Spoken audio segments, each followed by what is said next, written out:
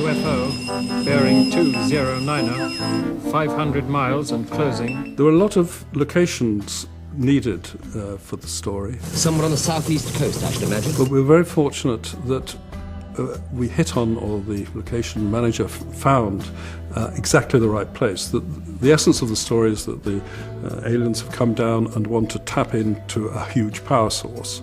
Dungeness was, at the time, the biggest nuclear reactor system that was in the country, and it seemed a very good option.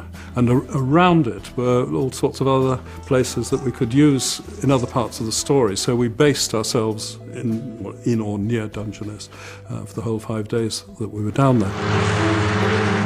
On the recce day, it was clear blue sky, sun was shining, there was this huge building, very, very impressive, and coming out from the Dungeness reactor were these huge swags of cable about that thick, huge, swagging from pole to pole, all the way and going off to feed the whole of the country with nuclear-generated electricity, and it looked absolutely splendid. I thought, this is terrific, this is really going to, we can grab all, do all this, show all these.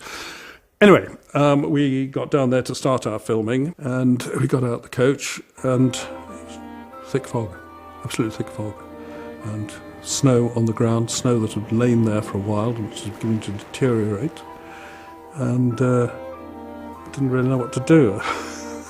So we were committed to filming some quite difficult stuff.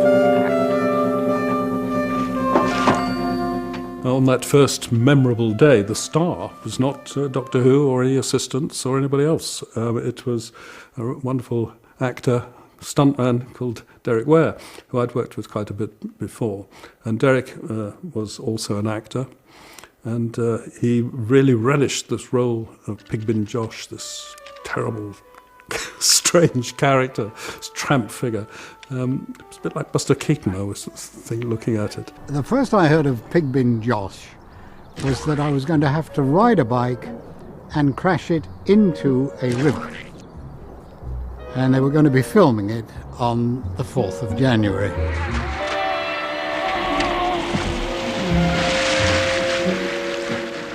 I had prepared for the stunt by putting on a wetsuit. And I was clad in that wetsuit,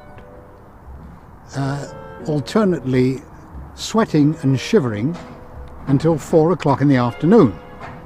The river was warmer than the rest of the atmosphere had been all day. Pigbin Josh came from a character that Dave and I used to meet in the pub, our local, down at Hot Wells in Bristol, and he was the most incredible man who used to walk around with one of those big upright prams, and in it, looking out, was a dog.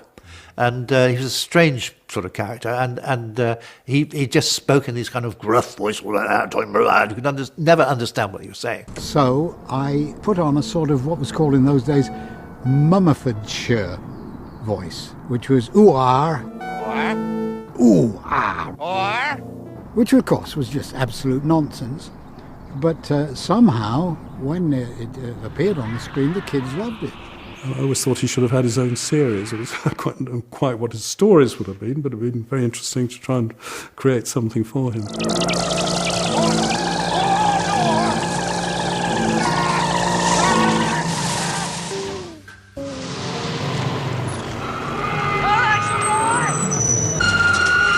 On the second day, it wasn't just Pigbin Josh anymore, it was Doctor Who and the whole entourage of brigadiers and all sorts of people. Right, gentlemen. Shall we go in? Mostly they're going to spend their day going in and out of the big mouth of the whatever it is. I took one look at the spaceship that opened, looking like part of female anatomy. I don't know how else to describe it. And I looked at John and I said, have I got to go in there? He said, yes. It was a fun day, except that it was extremely cold, and anybody who's been anywhere near a film crew will know that you spend far more time standing around doing nothing than you spend doing anything at all. I don't think I will ever forget how cold I was. I was absolutely blue with the cold. Well, I think the makeup people spend a lot of time going around trying to put the pink back on some very blue faces. What little dialogue I had in all those episodes, most of my dialogue had to be cut because my teeth were chattering.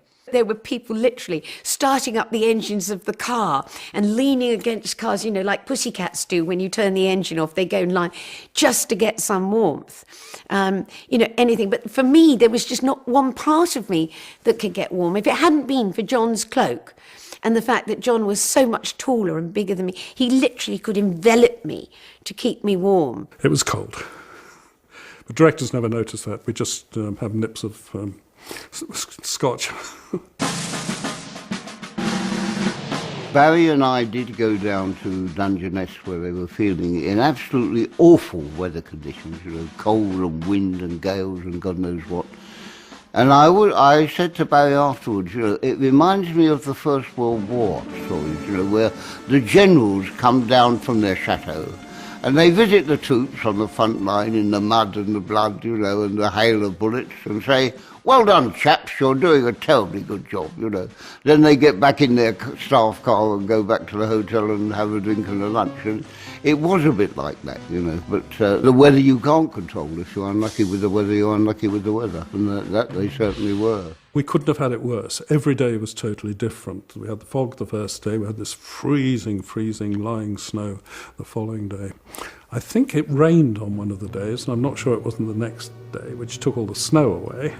So there was another continuity problem. And then on the last day, if I remember rightly, the sun came out and it shone brilliantly. And if only it'd been like that every day, it would have all been a lot better. He was handling the thing very well, really, because things were going wrong. You know, I mean, it wasn't working smoothly and his schedule was out of the window.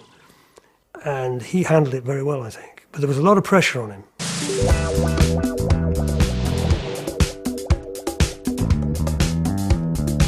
I think what happened as far as the Axon monsters themselves, as opposed to the good-looking ones, was that a guy called Jules Baker and I think his partner ran a company where they did sort of designer costumes for special occasions once in a while. I think it was called event suits. And I remember going down and meeting them. And they had heard about the Axons and the sort of thing that was obviously necessary. There would be all sorts of stringy, spaghetti-like, strange look to it. They had devised a way of combining foam rubber with a well-known brand of rubber glue and kind of rolling it. So when the glue hardened, it would still be flexible, but had formed the foam rubber into a particular shape, and then they painted it and whatever. So they got the job, and they came up with these amazing suits. I suppose for the fellas who were inside those suits, there must have been something of a blessing. The rest of us were all freezing to death. They were enclosed in a huge, great suit of rubber.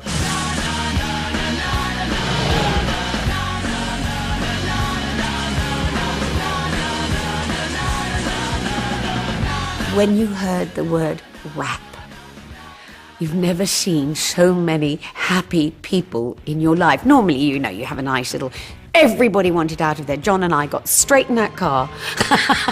You know, costumes. No, you can't have the costumes back. I couldn't even think of taking any on. John travelled home in his Doctor Who frilly shirt and thingy.